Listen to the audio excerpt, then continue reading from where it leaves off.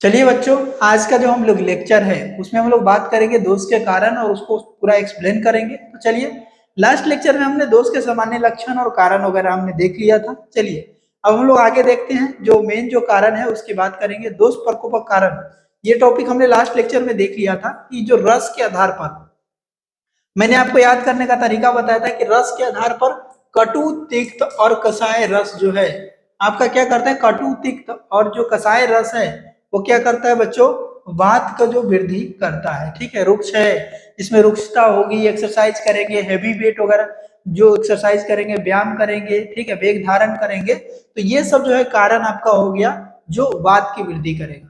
पित्त पित्त की वृद्धि में क्या होगा, कटु अम्ल और उष्ण विदाही आहार का ज्यादा सेवन करेंगे। कटु अम्ल लवण उष्ण विदाही आहार का सेवन करने की वजह से जो आपका क्या होता है कि ये जो आपका वृद्धि होगा, किसका, पित्त का वृद्धि होगा। इसके अलावा दधि सूर सुक्त आहार नाली ये सब जो है वो, उसके अलावा क्या है, ग्रीष्म ऋतु और सर्दी ऋतु के समय क्या होगा, पित्त की वृद्धि होती है। क्रोध हो गया या फिर स्त्री संपर्क वगैरह जो होता है, सेक्सुअल ड्राइव वगैरह हो गया, मध्यम अन्य, ये सब जो है अर्धरात्रि, ये सब कंडीशन में पित्त की वृद्धि होती है।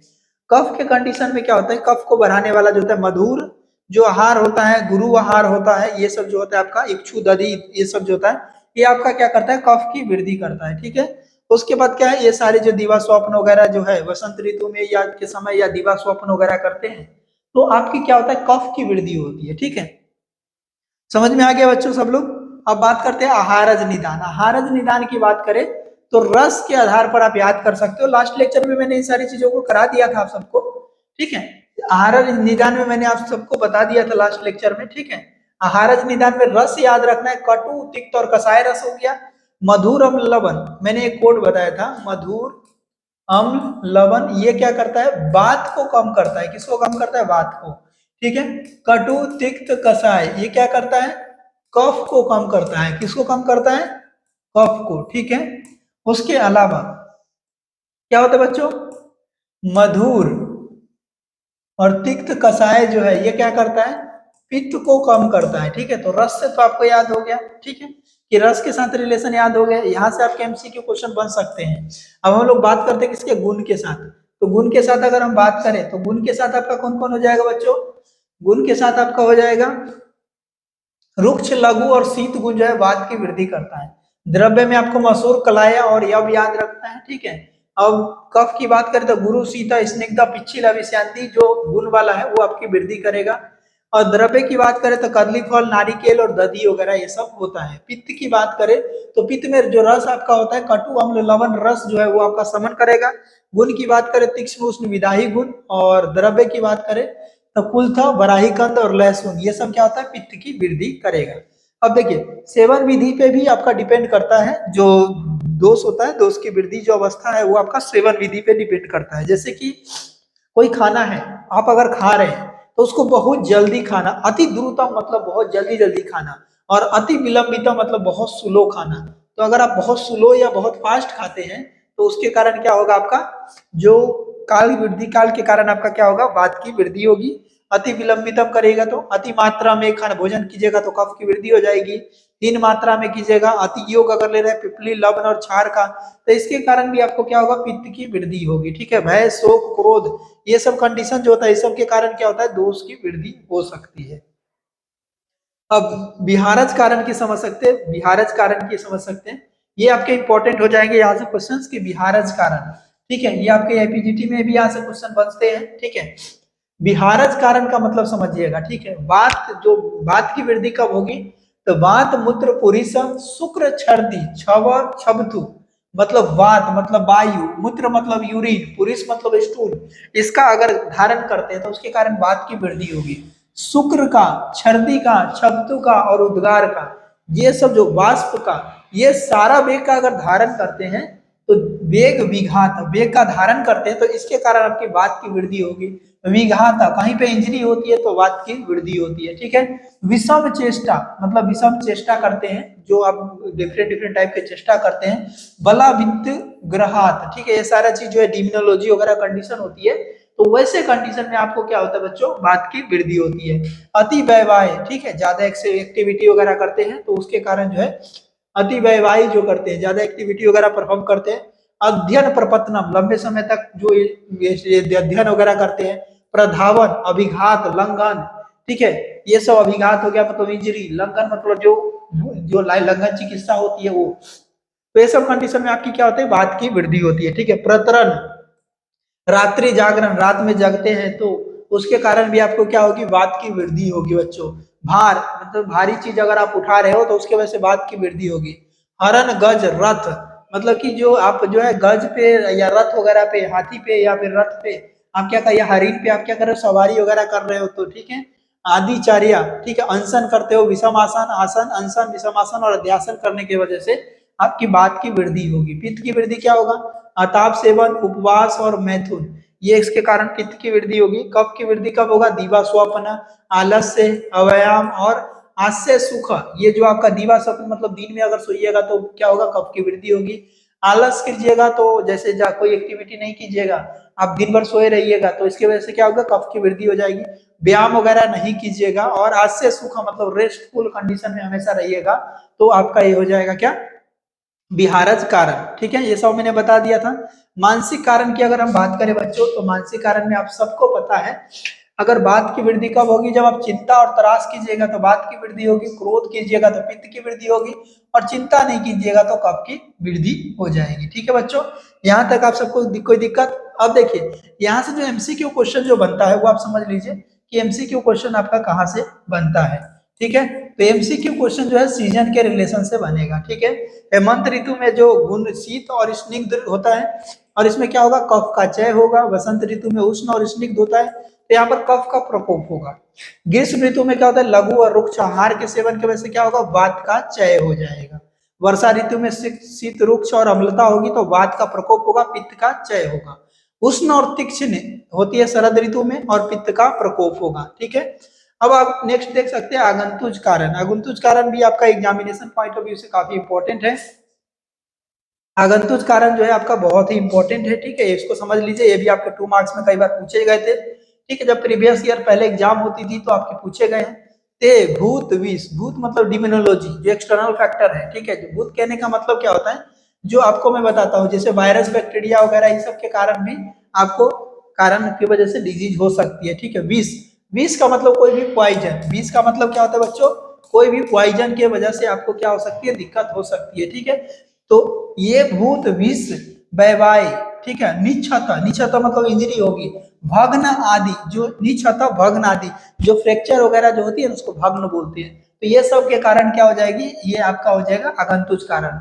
राग द्वेष, किसी से हम जेलस रखते हैं, द्वेष रखते हैं, द्वेषिक भावना रखते हैं, ठीक है, तो इसके कारण या फिर भय लग रहा है तो ये सब के कारण क्या होता है, स्यायु, राग, अंतवो, गदा, ये जो टॉक्सिको सब्सटेंस वगैरह की वजह से क्या होता है, जो पर्सन को क्या होता है, जैसे स्नेक बाइट्स वगैरह हो गया, गंध, जो गंध मतलब होता है टॉक्सिक सब्सटेंस, तो टॉक्सिक सब्सटेंस की वजह से अगर आपको हो रहा है तो आगंतुज हो जाएगा, ठीक है। अगंतवो अपि रोगा, दोष कोप, दोष प्रदूषित हो जाएगा, दोष दूषित हो जाएगा। अंतरेनेव उत्पादनाम दृश्यन्ते तस्माद रोग संभव आदि बाद आदि कोशो उपया निश्चित, मतलब कि कोई भी जो दोष है वो आपकी जो एक्सटर्नल फैक्टर, अगर इतना नहीं याद करना है, श्लोक याद नहीं करना है तो इतना समझिए, कोई भी एक्सटर्नल फैक्टर जिसके कारण, चाहे बैक्टीरिया, वायरस, फंजाई वगैरह के कारण या फिर कोई ऐसा जो वायरस वगैरह हो गया, एक्सीडेंट वगैरह या एक्सटर्नल कोई फैक्टर के कारण अगर आपको डिजीज होती है तो वो सब आपके किस में आएगा, आगंतुज कारण आएगा। अब हम लोग बात करते हैं चिकित्सा व्यापदा, जैसे कि आपको कोई ट्रीटमेंट चल रही है, पंचकर्मा चल रही है, बस्ती चिकित्सा चल रही है, और बस्ती चिकित्सा चल रही है उस समय आप क्या कर रहे हैं, उच्चाभास से, उच्चाभास से मतलब जोर जोर से बोल रहे हैं, क्या कर रहे हैं बच्चों, उच्चाभास से, उच्चाभास से मतलब जो जोर जोर से बोल रहे हैं आप। रथ क्षोभ मतलब रथ की सवारी कर रहे हैं तो, या अतिक्रमण आसन, अतिक्रमण मतलब जो लंबी दूरी चल रहे हैं, आसन मतलब एक ही आसन में लंबे समय तक बैठे हुए हैं, तो ये सब जो कारण है जिसके कारण आपको क्या हो सकता है, व्यापद कॉम्प्लिकेशन हो सकती है। अजीर्ण और अहित भोजन, ऐसा आहार खा रहे जो बच नहीं रहा है और अहित कर भोजन आप ले रहे हो, ठीक है, दीवा स्वप्न कर रहे हो और मैथुन जो कर रहे हो, तो ये सब अगर बस्ती चिकित्सा या अदर कोई चिकित्सा में अगर आप ये सब प्रोसेस कर रहे हो तो जिसके कारण आपको डिजीज हो सकती है, तो ये सब आपका क्या हो गया, चिकित्सा व्यापद हो गया। ये भी आपका इंपॉर्टेंट है, एमसीक्यू में भी पूछे जाते हैं और 5 मार्क्स में भी आपसे पूछा जाता है, ठीक है। तो इन सब के कारण क्या होता है, स्पेशली जो है आपकी किसकी वृद्धि होगी, किस दोष की वृद्धि होगी, तो वात दोष की वृद्धि होती है, ठीक है, चिकित्सा व्यापद, समझ गए। अब हम लोग बात करते हैं नेक्स्ट, ठीक है, जनरल फीचर ऑफ प्रकोप, प्रकोप का जनरल फीचर क्या होगा। तो अगर कोई भी प्रकोप का है, कोई भी दोष का, तो उसका जनरल फीचर क्या होगा। तेसाम प्रकोपात, मतलब उसको क्या बोलते हैं, तेसाम प्रकोपात, ठीक है, कोष्ठ तोद, मतलब जब तेसाम प्रकोपात, प्रकोपात मतलब क्या था, प्रकोप, प्रकोप मतलब इफेक्ट, जो फीचर, प्रकोप का फीचर क्या होगा, कोष्ठ, कोष्ठ मतलब होता है अपना जीआईटी ट्रैक, क्या होता है बच्चों, जीआईटी ट्रैक होता है। तोद, तोद का मतलब होता है प्रिकिंग पेन, प्रिकिंग पेन मतलब जैसे सुई चुभता है ना वैसा पेन, ठीक है बच्चों। संचरणम, संचरणम मतलब जो मूवमेंट होती है, ठीक है, संचरणम क्या होता है, अम्लिका पिपासा, संचरणम मतलब क्या होता है, संचरण मतलब होता है मूवमेंट, मूवमेंट मतलब गुरगुर गुरगुर साउंड होती है ना पेट में, वो आपका होगा गर्गलिंग मूवमेंट होगा। अम्लिका पिपासा, अम्लिका मतलब जो खट्टी ढकार आएगी, खट्टी ढकार मतलब मुंह से खट्टी ढकार आती है वो। पिपासा मतलब पेशेंट को प्यास लगेगा। परिदाह, परिदाह मतलब होता है पूरे बॉडी में क्या होगा, जलन जैसा महसूस होगा।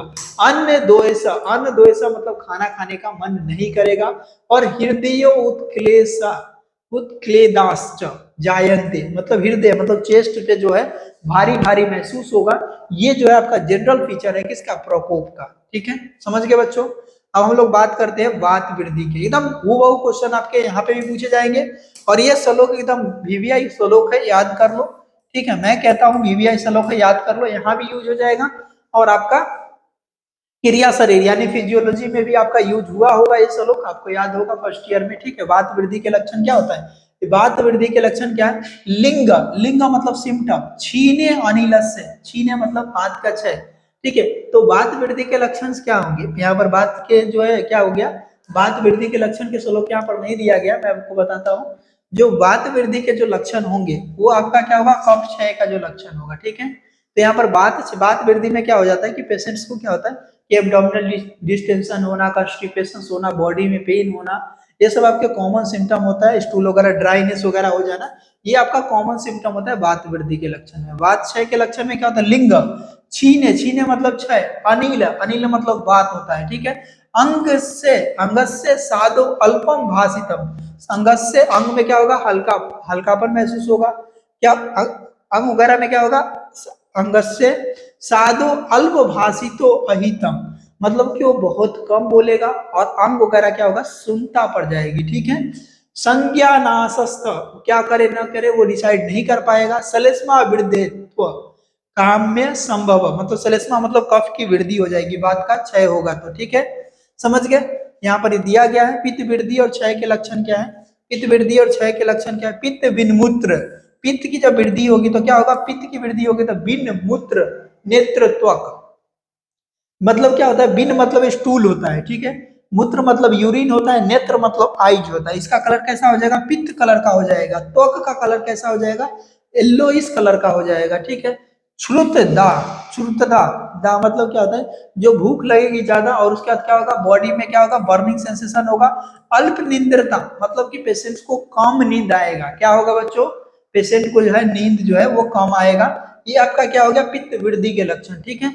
और पित्त क्षय के लक्षण क्या है, पीतो मंदो अनला, पित्ते मंदो अनला मतलब कि पित्त का जब क्षय होगा तो अग्नि जब क्या हो जाएगी, मंद हो जाएगी, और शीत खाने का मन करेगा। शीत और प्रभा हानि, शीत और प्रभा मतलब शीत मतलब क्या होगा, जो शीत और प्रभा हानि क्या हो जाएगा, शीत की, शीतता की, और प्रभा मतलब ग्लोनेस वगैरह सब जो है उसकी कमी हो जाएगी, ठीक है, समझ गया। डिमिनिश करेगा वायु के फंक्शन को, कोल्ड एंड क्लमी बॉडी हो जाएगा, और चेहरे की जो कॉम्प्लेक्सेशन होगा, शीतम, शीतम मतलब जो पूरा शरीर क्या हो जाएगा, ठंडा पड़ जाएगा, और प्रभा मतलब चेहरे की जो ग्लोनेस है वो आपका घट जाएगा, ठीक है बच्चों। तो यहाँ तक आप सबको कोई दिक्कत तो बताइए। उसके बाद कफ वृद्धि और क्षय के लक्षण देखिए बच्चों, यहाँ पर कफ वृद्धि और क्षय के लक्षण अपन देखते हैं, ठीक है। कफ वृद्धि के लक्षण क्या है, सलेस्मा अग्नि सदन, सलेस्मा मतलब कफ होता है, और अग्नि, अग्नि मतलब डाइजेस्टिव पावर जो होता है उसका क्या होगा, सदन हो जाएगा मतलब डिमिनिश्ड हो जाएगा, अग्नि जो है वो घट जाएगा, ठीक है। प्रसेक कालस्य गौरवम, प्रसेक मतलब जो मुंह से जो थूक थूक निकलती है ना, सलेवेशन होता है, उसको बोलते हैं प्रसेक। कालस्य गौरव मतलब पूरे बॉडी में क्या होगा, भारी भारी सा महसूस होगा, ठीक है। श्वेते श्वेते सल्था अंगत्वम, श्वेते मतलब कि व्हाइटिश कलर का होता है, और श्वेते मतलब क्या होता है कि जो व्हाइटिश कलर का जो स्किन का जो कलर कैसा हो जाएगा, पेल कलर का हो जाएगा या व्हाइटिश कलर का हो जाएगा। और श्वेते, श्वेते मतलब शीतता, टच कीजिएगा तो ठंडा महसूस होगा। श्वेते का मतलब होता है व्हाइट, ठीक है, पेल कलर, और श्वेते का मतलब होता है आपका ठंडा होगा टच करने में। सल्था अंगत्वम, जो पूरे बॉडी का जो पार्ट है उसमें क्या होगा, सल्था मतलब लेजीनेस, मतलब क्या होगा, ऐसे तरह से हिलने लगेगा, ठीक है। श्वास काश अति निंद्रता, श्वास की डिसऑर्डर हो जाएगी, सांस लेने में दिक्कत होगी। श्वास काश मतलब कफ डिसऑर्डर हो जाएगी। और अति निंद्रता, अति निंद्रता मतलब बहुत ज्यादा पेशेंट को नींद आएगा, समझ गए। सलेस्मा अग्नि सदन प्रसेक काल से गौरवम श्वेते श्वेते सल्थांगत्वम श्वास काश अति निंद्रता, ये भी आपका एमबीआई श्लोक है, याद कर लीजिए, ठीक है। अब बात करते हैं, समझ में आ गया। उसके बाद है कफे भ्रम, कफ की जो क्या हो जाएगा, क्षय हो जाएगा तो भ्रम, भ्रम का मतलब होता है गिडीनेस, मतलब कि चक्कर वगैरह जो आती है वो। सलेस्मा सेना शून्यत्वम हृदय द्रव, सलेस्मा वगैरह जो है कफ की जो है शून्यत्व मतलब जीरो हो जाएगा, कहाँ पे, कि जो भी हृदय के पार्ट है या ज्वाइंट्स वगैरह में से क्या होगा, कफ की खंड जो है। और सलथ संधिता, जितने भी ज्वाइंट्स है वहां पर जो है जैसे इस तरह का आपको हो जाएगा कफ की कमी के कंडीशंस में, ठीक है। मतलब ज्वाइंट्स है, बॉडी के पार्ट्स है, और सब जगह पे क्या हो जाएगा, कफ का कंटेंट आपका घट जाएगा बच्चों, ठीक है। उसके बाद दोष धातु आश्रय आश्रय भाव, देखिए ये टॉपिक आपका इंपॉर्टेंट है। दोष धातु आश्रय आश्रय भाव क्या होता है बच्चों, टॉपिक का नाम दोष धातु आश्रय आश्रय भाव होता है। एक होता है आश्रय और एक होता है आश्रय, ये दो टर्म है, इसको समझिएगा। देखिए होता क्या है, आश्रय मतलब क्या होता है और आश्रय मतलब क्या होता है, समझिएगा। देखिए आश्रय मतलब जो है, आश्रय का मतलब होता है क्या और आश्रय का मतलब क्या होता है, यहाँ पर दो टर्म है। दूसरा टर्म है आपका आश्रय है, ठीक है। तो समझिएगा हमारा जो पूरा जो बॉडी है वो किसका, पंच महाभूत का बना हुआ है, ये आपने फर्स्ट ईयर में पढ़ लिया है, ठीक है। त्रिदोष का बना हुआ है, सप्त धातु का बना हुआ है, ये सब तो पता है, ठीक है। तो देखिए कोई भी चीज है दोष से जो है वो स्टे करता है किसमें, दोष जो है आपका किसमें रहता है, धातु में रहता है। दैट्स मीन जो धातु जो है वो क्या करता है, प्रोवाइड करता है आश्रय। आश्रय का मतलब होता है प्लेस, जगह। जैसे कि मान लीजिए हॉस्टल में आप रहते हो, कहाँ रहते हो, हॉस्टल में। तो हॉस्टल क्या हो गया आपका, हॉस्टल आपका हो गया बच्चों आश्रय, क्या हो गया हॉस्टल, आश्रय। हॉस्टल क्या हो गया बच्चों, आश्रय, मतलब जिसमें हम रहते हैं उसको क्या बोलते हैं, आश्रय। और हॉस्टल में कौन रह रहा है, तो आप, तो यू, तो जो आप हो गए क्या हो गए, आश्रय। नहीं बोलते कि माता पिता पे आश्रय है, ठीक है। तो रहने का काम कहाँ पे है, तो हॉस्टल में। तो हॉस्टल क्या हो गया, आश्रय हो गया, और आप लोग या हम लोग क्या हो गए, आश्रय हो गए, ठीक है। तो देखिए आश्रय किसको, दोष को प्रोवाइड करता है, ठीक है। तो दोष जो है, दोष मतलब आश्रय हो गया, दोष मतलब बात पित्त कफ, ये तीनों जो हो गया क्या हो गया, आश्रय हो गया। समझ में आ गया आप लोगों को, आश्रय आश्रय संबंध। अब समझिएगा अगर आश्रय दूषित होगा तो आश्रय भी दूषित होगा। समझिए बच्चों, इसका मतलब समझिए, इसका पॉइंट ऑफ व्यू समझिएगा। जैसे कि अगर आश्रय दूषित होगा तो आश्रय भी दूषित होगा, एक एक्सेप्शन है उसको छोड़ के, ठीक है। तो चलिए पहले देखते हैं इस, ठीक है। वायु व आकाश, वायु व आकाश, वायु और आकाश क्या होगा, वायु व और आकाश, ठीक है। धातु भया वायु, ठीक है। अगण्य पीतम, अब समझिएगा इसको, यहां पर लिखता हूं मैं आपके लिए, ठीक है।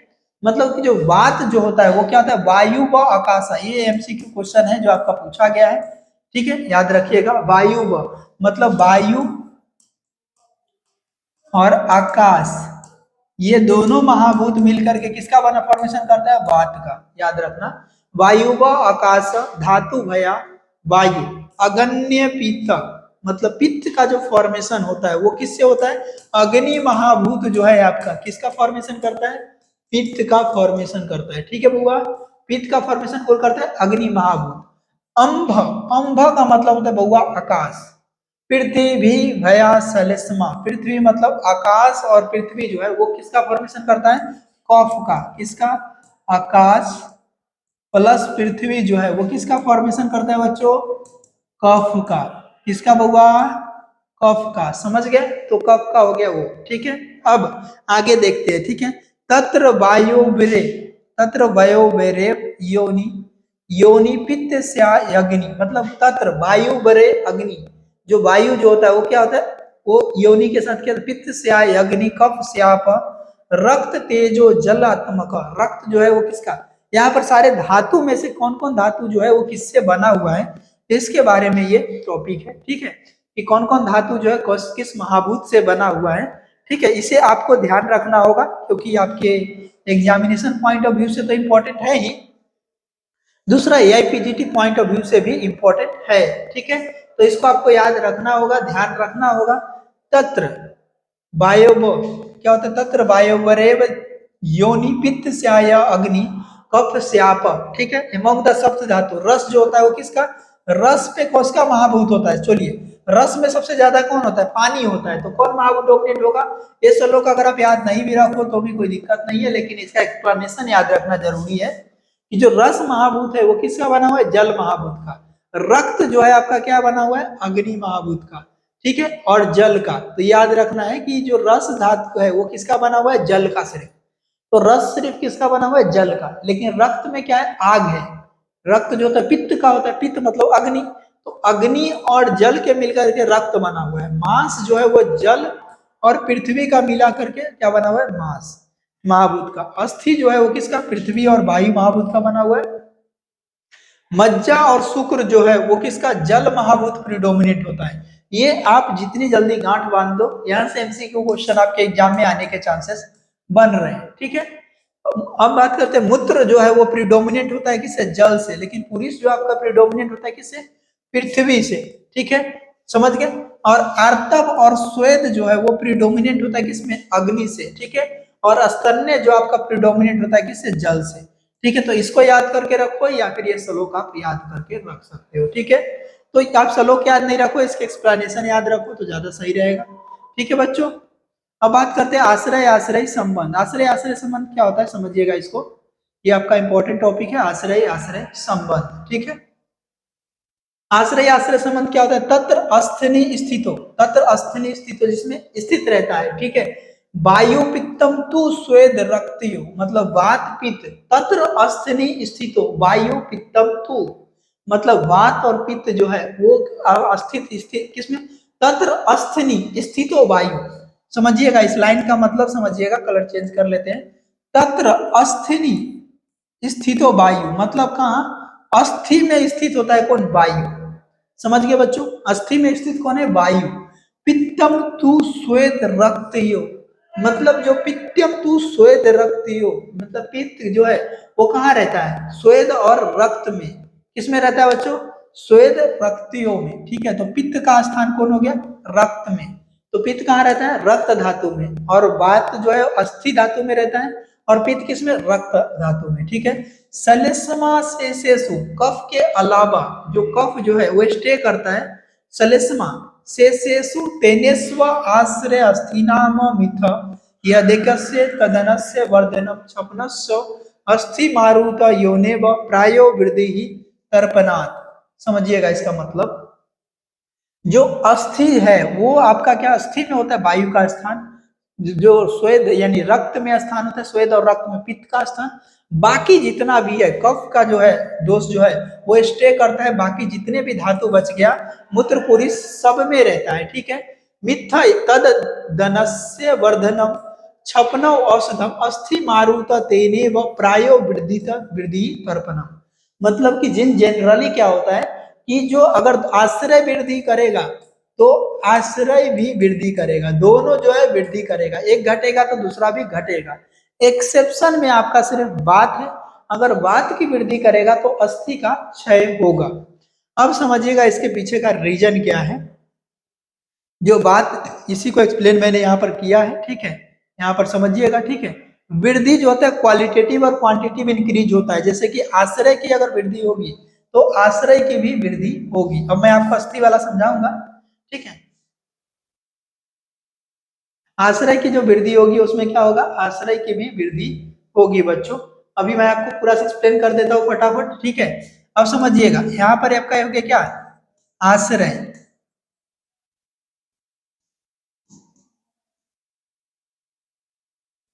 अब देखिए दोनों वृद्धि, अगर आश्रय बढ़ेगा तो आश्रय भी बढ़ेगा, इसमें कोई शक। लेकिन सिर्फ वात के केस में उल्टा है, अगर वात बढ़ेगा तो अस्थि धातु क्या होगा, कम होगा।